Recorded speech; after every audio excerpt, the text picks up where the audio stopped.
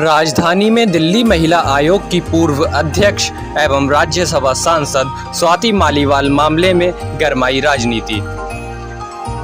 दिल्ली सरकार एवं मुख्यमंत्री अरविंद केजरीवाल को छोड़कर अन्य सभी दलों की महिलाएं एवं वरिष्ठ नेता स्वाति मालीवाल के समर्थन में। दुख इस बात का है कि दिल्ली की महिला मंत्री ये कहती हैं कि देखो इसके तो कपड़े नहीं फटे, देखो इसके तो सर नहीं फूटा, तो बस अब इसी की कसर रह गई थी, वो भी करवा देते। And on top of it, मैंने कब एफआईआर में कह दिया कि मेरे कपड़े फट गए? मैंने कब एफआईआर में कहा कि मेरा सर फट गया जी, मैं खूनम खून हो गई? एग्जैक्टली जो मेरे साथ हुआ है, वर्ड टू वर्ड बिल्कुल मैंने वही लिखा है। मैंने ना आगे लिखा ना पीछे लिखा। और मैं अगर गलत हूं, मैं बिल्कुल तैयार हूं, मेरा पॉलीग्राफ टेस्ट मैं चाहती हूं कि पुलिस करे, उससे सब क्लियर हो जाएगा।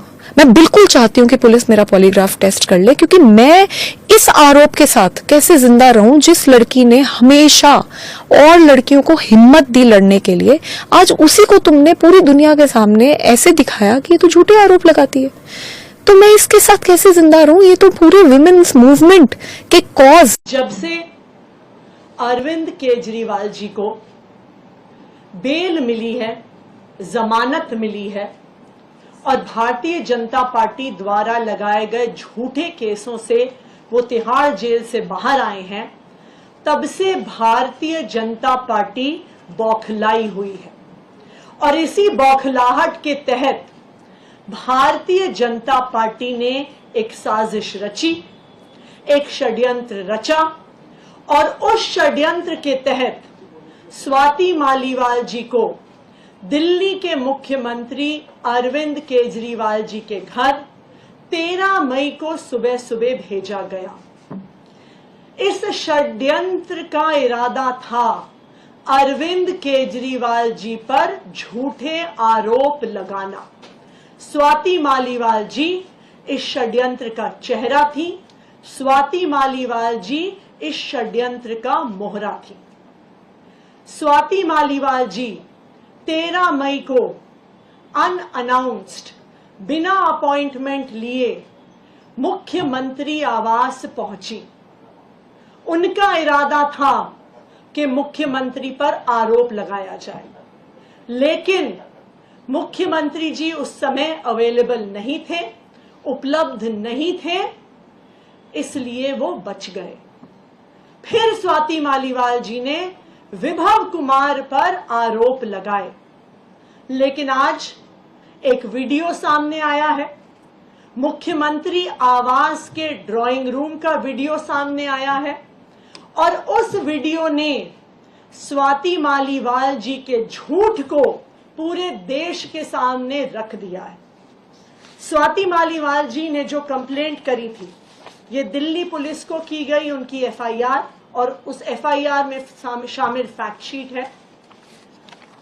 उस कंप्लेंट में स्वाति मालीवाल जी कहती हैं कि उनकी बेरहमी से मार पिटाई हुई, उन पर मुक्के मारे गए, घूंसे मारे गए, कि उनके सिर पर चोट लगी, कि वो उस पिटाई के बाद दर्द में कराह रही थी, उनसे बोला नहीं जा रहा था। वो पुलिस को बार बार कह रही थी कि मुझे मारा गया, मुझे पीटा गया। उन्होंने अपनी कंप्लेंट में लिखा है कि उनका सर टेबल पे लगा और उनका सर फट गया। उन्होंने लिखा है कि उनके कपड़े फाड़े गए, उनकी शर्ट के बटन फाड़े गए।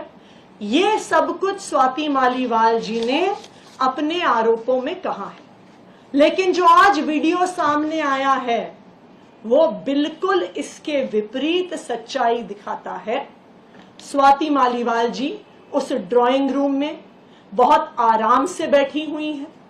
वो पुलिस कर्मियों को ऊंची आवाज में डरा रही हैं, धमका रही हैं। विभव कुमार जी पर जिस पर उन्होंने आरोप लगाया है, ऊंची आवाज में उनको भी धमका रही हैं, उनके लिए अपशब्दों का प्रयोग कर रही हैं। उनके कपड़े फटे हुए नहीं हैं, किसी भी प्रकार से उनके सर पर चोट नहीं दिख रही है। सिर्फ एक चीज दिख रही है कि वो पुलिस को धमका रही हैं, वो विभव कुमार जी को धमका रही हैं, ऊंची आवाज में धमका रही हैं, और कहीं पर भी वो इस बात का जिक्र तक नहीं करती कि किसी ने उनको छुआ है या किसी ने उन पर हमला किया। तो आज दिल्ली भाजपा ने चैलेंज करा था कि यदि आप ऑपरेशन लोटस, जो आप इतनी कैलस तरीके से बोलते रहे, नाम दीजिए ना, इसकी जांच होनी चाहिए, लेकिन ना माननीय मुख्यमंत्री अरविंद केजरीवाल जी पुलिस के सामने आए, ना माननीय मंत्री आतिशी जी आए। उसके बाद इन्होंने अनेका प्रेस कॉन्फ्रेंस करी, लेकिन एक बार भी नाम उजागर नहीं करे। उसके बाद 2 अप्रैल 2024 को माननीय मंत्री आतिशी जी ने एक प्रेस कॉन्फ्रेंस करी, जहां पर इन्होंने दोबारा ऑपरेशन लोटस जैसा घिनौना आरोप बिना किसी तथ्य के, बिना किसी सबूत के भाजपा पे लगाया। और तब बड़े भाई आदरणीय प्रवीण शंकर कपूर जी ने हमारे यशस्वी प्रदेश अध्यक्ष वीरेंद्र सचदेवा जी के बरदस्त से ये डेफेमेशन कंप्लेंट फाइल करी।